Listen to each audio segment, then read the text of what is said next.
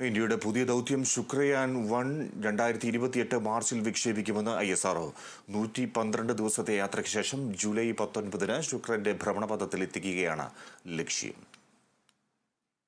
വിജയകരമായ മംഗൾയാൻ, ചന്ദ്രയാൻ, ഗഗൻയാൻ ദൗത്യങ്ങൾക്ക് പിന്നാലെയാണ് ഇന്ത്യ ശുക്രഗ്രഹത്തെ പഠിക്കാനുള്ള ശുക്രയാൻ ദൗത്യത്തിനൊരുങ്ങുന്നത്. ശുക്രയാൻ 1 എന്ന് പേരിട്ടിരിക്കുന്ന ദൗത്യം 2028 മാർച്ചിൽ വിക്ഷേപിക്കുമെന്ന് ISRO അറിയിച്ചു.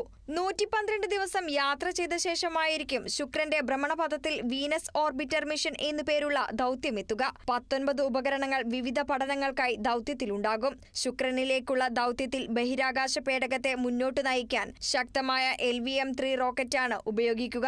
2028 മാർച്ച് 29 വിക്ഷേപിക്കുന്ന പേടകം 2028 ജൂലൈ 19 ലക്ഷ്യസ്ഥാനത്ത് എത്തുമെന്നാണ് പ്രതീക്ഷിക്കുന്നത്.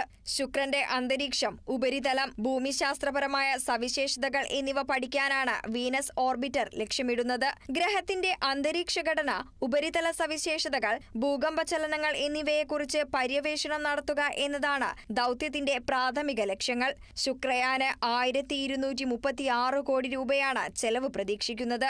ദൗത്യം വിജയിച്ചാൽ ഇന്ത്യൻ ബഹിരാകാശ മേഖലയുടെ ശ്രദ്ധേയമായ മറ്റൊരു കാൽവയ്പായിരിക്കും ശുക്രയാൻ.